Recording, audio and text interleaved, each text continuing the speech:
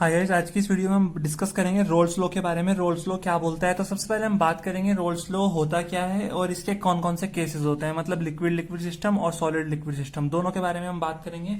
साथ ही साथ इसके ऊपर जो न्यूमेरिकल प्रॉब्लम्स बनती हैं बोर्ड एग्जाम में, उसके बारे में भी डिस्कस करेंगे। तो चलिए शुरू करते हैं रोल्स लॉ से।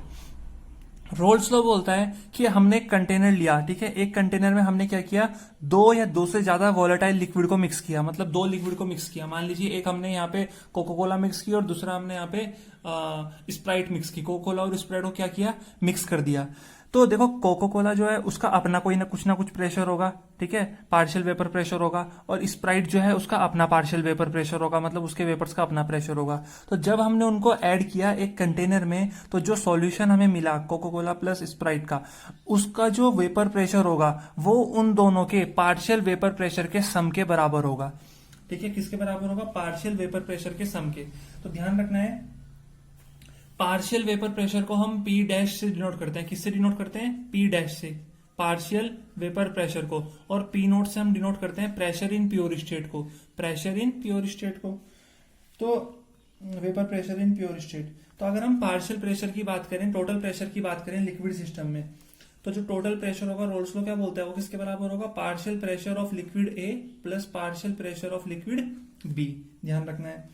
तो यहाँ पे मैं एक फॉर्मूला लिख रहा हूं, उस फॉर्मूले को ध्यान रखना है कि जो पार्शियल वेपर प्रेशर होता है, जो पार्शियल वेपर प्रेशर होता है, वेपर प्रेशर होता है, वो बराबर होता है हमारा किसके, mole fraction of that component, mole fraction of that component into vapour pressure of that component, vapour pressure of that component in pure state. Clear हुआ। तो अगर हम ए की पार्शियल प्रेशर की बात करें कि पार्शियल प्रेशर ऑफ ए कितना होगा, तो वो किसके बराबर होगा, मोल फ्रैक्शन ऑफ ए मतलब X A into vapour pressure of that component in pure state. तो प्योर स्टेट में प्रेशर को किससे डिनोट करते हैं, पी नोट से। तो ये हो जाएगा पी नोट ए। क्लियर हुआ। तो partial vapour pressure of A कितना आ गया, X A into P note A. और ऐसे ही अगर हम partial vapour pressure of B की बात करें तो वो क्या हो जाएगा, mole fraction of B into P note B. इतना क्लियर हो रहा है।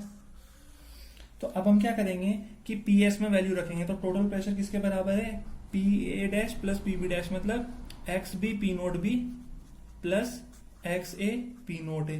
इतना क्लियर हुआ। हमने क्या किया, ऐड किया। तो यहाँ पे हमें क्या करना है, यहाँ पे हमें इसकी वैल्यू निकालनी है मोल फ्रैक्शन की। तो यहाँ पे हम मोल फ्रैक्शन के लिए डेरिवेशन करते हैं। तो हमें पता है कि X A plus X B जो होता है वो कितना होता है, 1, मतलब sum of total mole fraction in a solution कितना होता है, हर एक कंपोनेंट का टोटल मिला के 1 होता है। तो अगर हम एक्स बी की बात करें तो एक्स बी सॉल्यूट का मोल फ्रैक्शन कितना हो जाएगा, 1 माइनस सॉल्यूट का, सॉल्वेंट का मोल फ्रैक्शन। क्लियर हो रहा है। तो यहां से हम क्या करेंगे, एक्स बी की वैल्यू रख देंगे इस वाली इक्वेशन में। तो यहाँ पे हम रखेंगे पी एस बराबर एक्स बी की वैल्यू रखी 1 minus X A P note A plus X A P note A. तो अब हम क्या करेंगे, ये आ गया पी एस बराबर, इसकी मल्टीप्लाई अंदर करेंगे तो ये हो जाएगा पी नोट ए माइनस ये हो जाएगा हमारे पास X A P note A plus X A, sorry ये पी नोट बी है हमारे पास, ये क्या है, पी नोट बी। तो पी नोट बी आ जाएगा ये, ठीक है। ये जाएगा X A P note A. इतना क्लियर हुआ। अब हमें किस चीज की वैल्यू चाहिए, हमें एक्स ए की वैल्यू चाहिए। तो एक्स ए वाली टर्म को एक साथ लिखेंगे। ये हो जाएगा हमारे पास कितना, यहाँ पे लिख दूं, ये हो जाएगा हमारे पास कितना, P S minus P note B. Clear हुआ। बराबर ये हो जाएगा X A P note A minus, sorry X A P note A minus X A P note B. Clear हो रहा है। तो यहां से हो जाएगा P S minus P note B बराबर, यहां से क्या कॉमन ले सकते हैं, एक्स ए कॉमन ले सकते हैं। तो ये हो जाएगा P note A minus P note B. तो यहां से एक्स ए की वैल्यू हो जाएगी, कितनी आ जाएगी, P S minus P note B upon P note A minus P note B. तो ये जो हमने बात करी किसके लिए करी, लिक्विड लिक्विड कंपोनेंट के लिए बात करी। मतलब दोनों कंपोनेंट क्या है, सॉल्यूट भी लिक्विड है और सॉल्वेंट भी क्या है, लिक्विड है, दोनों वोलेटाइल लिक्विड है। तो उसके लिए जो रोल्स लॉ है वो इस तरह से हम डिराइव कर सकते हैं मोल फ्रैक्शन का निकालने के लिए। अच्छा, हमने एक्स ए निकाला, अगर हमें एक्स बी निकालना है तो एक्स बी क्या हो जाएगा, 1 माइनस एक्स ए। एक्स ए की जो भी वैल्यू आएगी 1 में से माइनस कर देनी है, वो हमारा क्या आ जाएगा, एक्स भी आ जाएगा 1 माइनस ए। क्लियर हुआ? तो ये तो हमने किसकी बात करी, ये हमने लिक्विड लिक्विड सिस्टम के बारे में बात करी। अब हम बात करेंगे सॉलिड लिक्विड सिस्टम के बारे में। सॉलिड लिक्विड सिस्टम के बारे में मतलब यहाँ पे जो सॉल्यूट है वो क्या है, सॉलिड है। मान लो हमने स्प्राइट में क्या मिलाया, हमने स्प्राइट में कोई आइस मिला दी, ठीक है, आइस डाल दी स्प्राइट में। तो आइस क्या है यहाँ पे, आइस जो है या कोई और सॉलिड सब्सटेंस डाल दिया हमने यहाँ पे। तो आइस क्या है या कोई और सॉलिड सब्सटेंस, वो नॉन वोलेटाइल है। क्या है, नॉन वोलेटाइल। वोलेटाइल क्या होते हैं, जो इजिली वेपोरेट हो जाते हैं। तो यहाँ पे कुछ भी ले सकते हैं। मान लीजिए पेन लिया हमने, ये पेन डाल दिया मैंने स्प्राइट में, तो सॉल्यूशन जो बना उसका वेपर प्रेशर क्या होगा, टोटल वेपर प्रेशर। तो हम कैसे निकालेंगे, चलिए उसके बारे में बात करते हैं।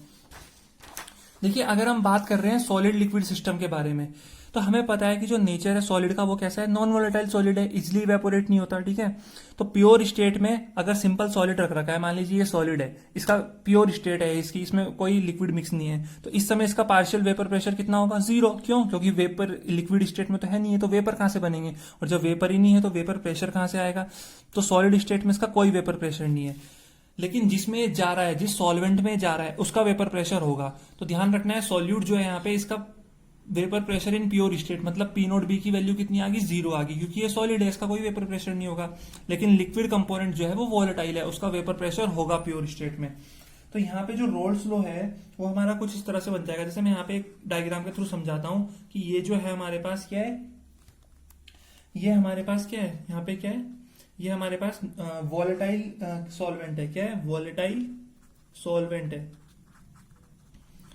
और जो यहाँ पे ये इस तरह से दे रखा है, ये हमारे पास क्या है, ये हमारे पास नॉन वोलेटाइल सॉल्यूट है। क्या है, नॉन वोलेटाइल सॉल्यूट है हमारे पास। तो ध्यान रखना है, टोटल प्रेशर का फॉर्मूला क्या होता है, टोटल प्रेशर का फॉर्मूला होता है पीएस बराबर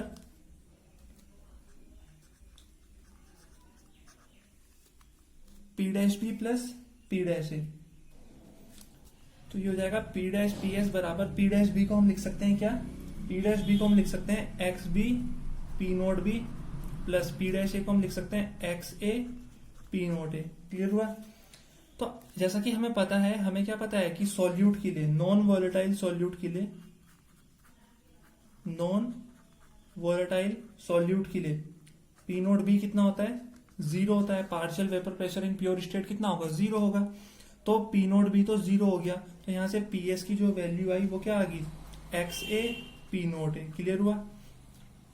अब हमें क्या बात करनी है, हमें यहाँ पे सॉल्यूट से, सॉल्वेंट से लेना देना नहीं, हमें यहाँ पे सॉल्यूट के बारे में बात करनी। तो सॉल्यूट का मोल फ्रैक्शन निकालेंगे, तो इसको हम चेंज कर देंगे, पीएस को हम लिख देंगे 1 माइनस एक्स बी, और ये हो जाएगा पी नोट ए। क्लियर हुआ? तो इसको हम अंदर मल्टीप्लाई करेंगे, तो ये हो जाएगा P note A minus P note A x B. अब हमें पता है कि जो पार्शियल वेपर प्रेशर है किसका, सॉल्वेंट का प्योर स्टेट में, ठीक है, यहाँ पे लिख लेते हैं हम, इसको मान लेते हैं पी नोट ए को। पी नोट ए क्या है हमारे पास, वेपर प्रेशर ऑफ सॉल्वेंट, यहाँ पे लिख रहा हूं वेपर प्रेशर ऑफ सॉल्वेंट, ठीक है, इन प्योर स्टेट, इन प्योर स्टेट। ये हम कितना मान लेते हैं, ये हम मान लेते हैं पी नोट के बराबर। मतलब जब पी नोट भी है ही नहीं तो पी नोट ए लिखने की क्या जरूरत है, इसे डायरेक्ट पी नोट लिख देते हैं हम, ठीक है, कोई प्रॉब्लम नहीं है। तो हम इसे लिख देंगे पी एस बराबर पी नोट कितना आ जाएगा, P note minus X B P naught, ठीक है। यहां से पी नोट कॉमन हम ले लेंगे, या फिर हम इसे ऐसे लिख सकते हैं कि P S minus P note बराबर माइनस का एक्स बी पी नोट, लिख सकते हैं इसको इतना। अब हम क्या करेंगे, इसको फर्दर सॉल्व करेंगे। इसको अगर फर्दर सॉल्व करना है तो हम कैसे करेंगे, देखिए यहाँ पे हम इसे लिख सकते हैं P S minus P note को हम लिख सकते हैं P note minus P S बराबर एक्स बी पी नोट। तो यहां पे हम इसे लिख सकते हैं P note minus P S upon P note बराबर एक्स बी। क्लियर हुआ? अब देखिए यहां पे क्या होगा कि हम इसको फॉर्मूला खोलेंगे एक्स बी का, P note minus P S upon P nought. देखिए एक्स बी क्या होता है, एक्स बी का मतलब होता है number of moles of solute upon number of moles of solute plus solvent, मतलब on number of moles upon total number of moles. तो हमने ये लिखा। अब हम क्या करेंगे, अब हम इसको उल्टा कर देंगे, ठीक है। जब हम इसको उल्टा करेंगे तो ये हो जाएगा हमारे पास P note upon P note minus P S, ये कितना हो जाएगा हमारे पास N B plus N A upon N B. हो जाएगा ये। तो इसको हम क्या लिख सकते हैं, इसको हम 1 plus N A upon N B लिख सकते हैं। क्यों? क्योंकि हमने इसको तोड़ दिया। N B upon N B कितना हुआ 1 plus N A upon N B कितना हुआ, ये हमने एज इट इज लिख दिया। अब हम इस 1 को इधर लेके आएंगे। जब हम 1 को इधर लेके आएंगे तो ये हो जाएगा P note upon P note minus P S minus 1 बराबर N A upon N B, ये हो जाएगा ना। अब हम क्या करेंगे, अब हम इसको ब्रेक करेंगे, ठीक है। तो ये हो जाएगा P note minus P S upon P note minus P S बराबर N A upon N B. तो यहां से क्या होगा, ये खुलेगा तो ये हो जाएगा P note minus P nought plus का P S upon P note minus P S बराबर N A upon N B. तो पी नोट से पी नोट कैंसिल हुआ, तो ये आ जाएगा P S upon P note minus P S बराबर N A upon N B. तो हम इसको रिवर्स करके भी लिख सकते हैं। इसको हम क्या लिख सकते हैं, P S upon P note minus P S upon P note बराबर, तो इसे रिवर्स करके लिखेंगे, एन बी ऊपर चला जाएगा, एन बी का मतलब होता है W B upon M B, और एन ए नीचे आ जाएगा तो W A into M A. तो ये हमारे पास क्या आया, फॉर्मूला आ गया किसके लिए, for non volatile solute, roles law in case of non volatile solute, मतलब इन सॉलिड लिक्विड सिस्टम। तो इन सॉलिड लिक्विड सिस्टम में रोल्स लॉ का जो डेरिवेशन आया वो हमारे पास ये आ गया, ठीक है। इसके ऊपर हमारे पास न्यूमेरिकल भी बन सकते हैं। कितने तरह के न्यूमेरिकल बनते हैं, कौन कौन से न्यूमेरिकल बनते हैं, उसके बारे में भी हम बात कर लेते हैं, ठीक है। जैसे हमें पहला न्यूमेरिकल दे रखा है, पहला न्यूमेरिकल क्या गिवन है हमें, जैसा कि हमें पहला न्यूमेरिकल यहाँ पे गिवन है कि an aqueous solution of 2% non volatile solute. तो मतलब ये सेकंड वाला केस है हमारे पास, non volatile solute exert a pressure of 1.004। तो प्रेशर दे रखा है at the normal boiling point of the solvent, what is the molar mass of the solute. मतलब हमसे एम बी पूछ रखा है, कितना पूछ रखा है, एम बी। तो हमें बोल रखा है 2%। 2% का मतलब क्या होता है, 2% का मतलब होता है कि 100 gram of solution contain 100 gram of solution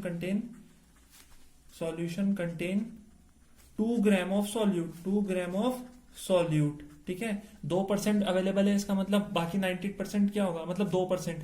100 में का 2% कितना होता है, 2 ग्राम। तो 2 ग्राम हमारे पास सॉल्यूट है, तो 98 ग्राम क्या होगा हमारे पास, सॉल्वेंट होगा।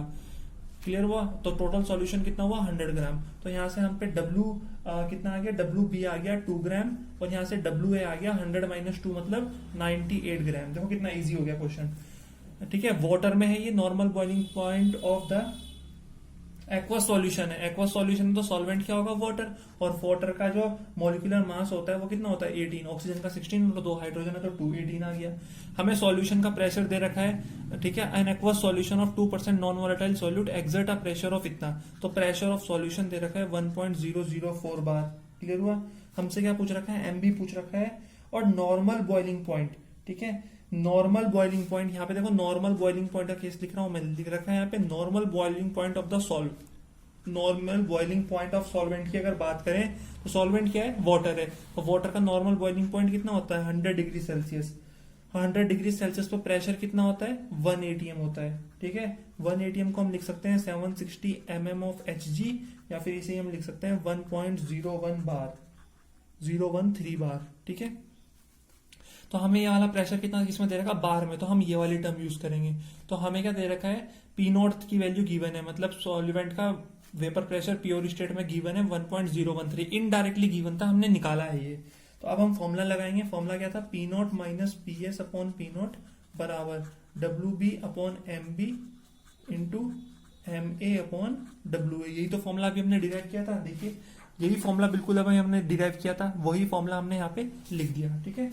आई थिंक इतना क्लियर हो गया होगा। अब हम वैल्यू पुट करेंगे, तो पी नोट की वैल्यू कितनी है 1.013 माइनस पी एस की कितनी है 1.004 अपॉन पी नोट की कितनी है 1.013, डब्ल्यू बी कितना है 2 ग्राम, एम बी कितना है यहाँ पे, एम बी हमें दे रखा है कितना निकालना है, सॉरी एम बी निकालना है, एम ए हमें गिवन है 18 और डब्ल्यू ए हमें गिवन है 98। तो यहाँ पे अगर हम इसे सॉल्व करें तो 2 बन जा और 2 49 हो जाएगा ये, ठीक है।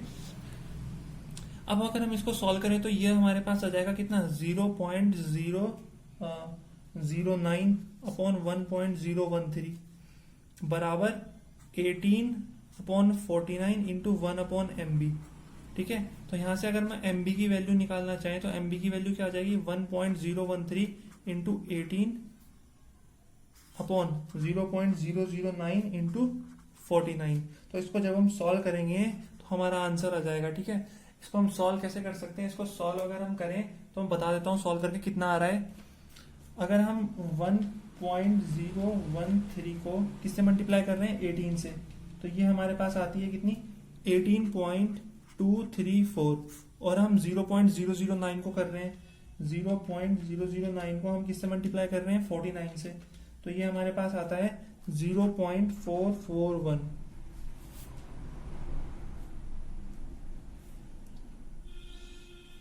नहीं आएगा नहीं, तो इसको जब हम सॉल्व करेंगे तो हमारा आंसर आ जाएगा। ठीक है, कैलकुलेशन जो बेसिक कैलकुलेशन है वो आप लोग कर सकते हो, इसको सॉल्व करना है, और इसको जब हम सॉल्व करेंगे तो हमारा आंसर, तो जब हम इसको सॉल्व करेंगे ये आएगा 41.35 ग्राम पर मोल, ये हमारा आंसर आ जाएगा। क्लियर हुआ? तो आई थिंक इतना क्वेश्चन जो है वो क्लियर हो जाना चाहिए किस तरह से हम करेंगे रोल्स लॉ के ऊपर क्वेश्चन। देखिए क्वेश्चन में हर चीज हमें डायरेक्टली गिवन नहीं होगी कि पका पकाया सब मिलेगा और हमें सिर्फ निकाल के खाना है, हमें वहां पे पकाना पड़ेगा, हमें सिर्फ क्या मिलेंगे, वहां पे सामान मिलेगा, इंग्रेडिएंट्स मिलेंगे, हमें बनाना क्या है, उसको खाना खुद बनाना पड़ेगा। तो ये छिपे हुए हैं यहाँ पे इंग्रेडिएंट्स, हमें निकालना है इंग्रेडिएंट्स की खाना बनाने के लिए हमें क्या क्या इंग्रेडिएंट्स चाहिए, बिल्कुल वैसे ही हमें क्वेश्चन में से निकालने हैं वो इंग्रेडिएंट्स। ठीक है, एक तरह से किचन है, यहाँ पे इंग्रेडिएंट्स रखे हुए हैं, हमें खुद सिलेक्ट करना है, खुद ढूंढना है हमें क्या क्या चाहिए, कैसे हम निकालें उस किचन में से। ठीक है, चलिए नेक्स्ट क्वेश्चन की तरफ चलते हैं। नेक्स्ट क्वेश्चन हमें बोल रहा है कि हेप्टेन एंड ऑक्टेन। ठीक है, क्या क्वेश्चन है कि heptane and octane form a ideal solution. Heptane और ऑक्टेन मिला के एक आइडियल सॉल्यूशन बना रहे हैं 373 केल्विन पे। The vapour pressure of the two liquid, देखिए यहाँ पे वो सॉलिड लिक्विड के ऊपर बेस्ड था, ये दोनों लिक्विड है, दोनों गैसेज हैं, तो वॉलेटाइल है, कहने का मतलब दोनों वॉलेटाइल है। ठीक है, तो ये पहला वाला केस है, the vapour pressure of the two liquid components are इतना, तो दोनों लिक्विड कंपोनेंट्स का मतलब पी नोट ऑफ हेप्टेन हमें दे रखा है कितना, पी नोट ऑफ हेप्टेन हमें दे रखा है 105.2 किलो पास्कल, और पी नोट ऑफ ऑक्टेन हमें दे रखा है 46.8 किलो पास्कल। यहां तक क्लियर है, ये गिवन है। What will be the vapour pressure of the mixture, मतलब हमसे पीएस की वैल्यू पूछ रहा है, टोटल सॉल्यूशन के वेपर प्रेशर की। ठीक है, ऑफ 26 ग्राम ऑफ हेप्टेन, तो हमें डब्ल्यू बी गिवन है हेप्टेन का कितना, 26 ग्राम, और इसका मोलिकुलर वेट हम निकाल सकते हैं, हेप्टेन का कितना होता है मोलिकुलर वेट ऑफ हेप्टेन, ये आता है हमारे पास 100 ग्राम। और ऐसे ही हमें डब्ल्यू ऑफ ऑक्टेन हमें गिवन है, कितना गिवन है हमारे पास, 35 ग्राम गिवन है शायद ये, and molecular mass of octane कितना होता है, 8 होता है, 12 8 96, और ये 114 ग्राम हो जाएगा। तो हमें पता है कि जो टोटल प्रेशर होता है, ठीक है, टोटल प्रेशर जो होता है वो किसके बराबर होता है, वो उसका फॉर्मूला होता है X B P note B plus X A P note A. तो हमारे पास क्या है, हमारे पास पी नोट बी गिवन है, पी नोट ए गिवन है। ठीक है, लेकिन हमें एक्स बी और एक्स ए नहीं पता है, तो अगर हमें एक्स बी निकालना है तो एक्स बी का मतलब क्या होता है, number of moles of A, number of moles of sorry, अगर हमें हेप्टेन का निकालना है, ठीक है, हेप्टेन का निकालना है, number of moles of heptane upon number of moles of heptane plus octane, तो हमें नंबर ऑफ मोल्स निकालने पड़ेंगे हेप्टेन के, वेट अपॉन मोलिकुलर वेट, तो कितना आएगा 0.26, और number of moles of octane निकालने हैं तो 35 अपॉन 114, कितना आएगा 0.30। तो नंबर ऑफ मोल्स ऑफ क्या निकालने हैं, हेप्टेन, तो ये आ जाएगा number of moles of heptane कितने हैं 0.26 अपॉन टोटल मोल 0.26 प्लस 0.30। तो इसको जब हम सॉल्व करेंगे तो ये हमारा अप्रोक्स आ जाएगा 0.4 के आसपास। कैलकुलेशन में थोड़ी बहुत मिस्टेक हो सकती है, अप्रोक्स में कर रहा हूं, तो आप लोग एक बार इसे चेक कर लेना कैलकुलेशन को। ऑक्टेन के निकालते हैं तो 0.3 अपॉन 0.26 प्लस 0.30, तो ये हमारे पास आ जाएगा 0.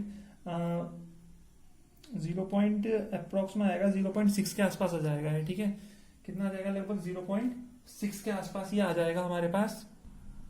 अब हम क्या करेंगे, अब यहाँ पे वैल्यू रखेंगे एक्स बी हमने बी किसको मान रखा है, तो इसको हम ए मान लेते हैं, हेप्टेन को ए मान लेते हैं, इसको बी मान लेते हैं। ठीक है, तो मोल फ्रैक्शन ऑफ हेप्टेन कितना आएगा, एक्स ए कितना आया, ये आ गया 0.6। ठीक है, तो 0.6 इंटू कितना करेंगे हम, सॉरी हेप्टेन के निकालना, 0.4 इंटू क्या हो जाएगा, हेप्टेन का पार्शियल प्रेशर कितना है 105.2 प्लस इसके मोल फ्रैक्शन कितने हैं ऑक्टेन के, ऑक्टेन का मोल फ्रैक्शन है कितना, हमारे पास ऑक्टेन का मोल फ्रैक्शन आया है 0.6, और ऑक्टेन का पार्शियल प्रेशर कितना है 46.8। तो इसको जब हम रखेंगे तो ये हमारे पास सॉल्व करके जो टर्म आएगी मैं बता देता हूं कितनी आएगी,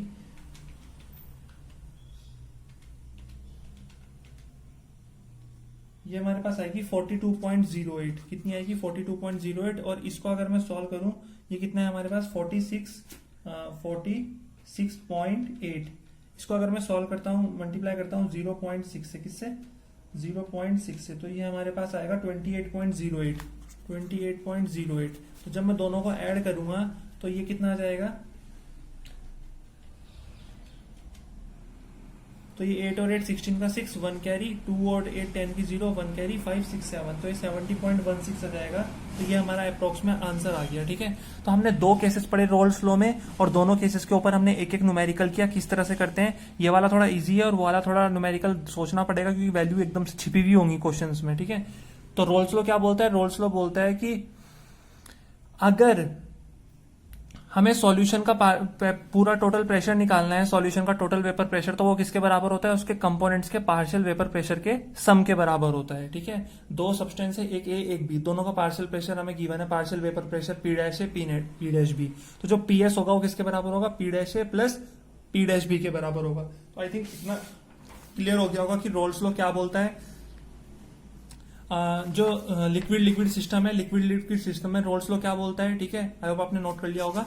और सॉलिड लिक्विड सिस्टम में जो होता है वो रोल्स लॉ क्या बन जाता है। ठीक है, तो ये हमें ध्यान में रखना है। नेक्स्ट वीडियो में हम कॉलिगेटिव प्रॉपर्टीज लेके आएंगे, बहुत इंपॉर्टेंट टॉपिक है। 4 कॉलिगेटिव प्रॉपर्टीज हम पढ़ते हैं, उनमें से एक बोर्ड एग्जाम में फॉर श्योर पूछी जाती है, तो काफी इंटरेस्टिंग टॉपिक है।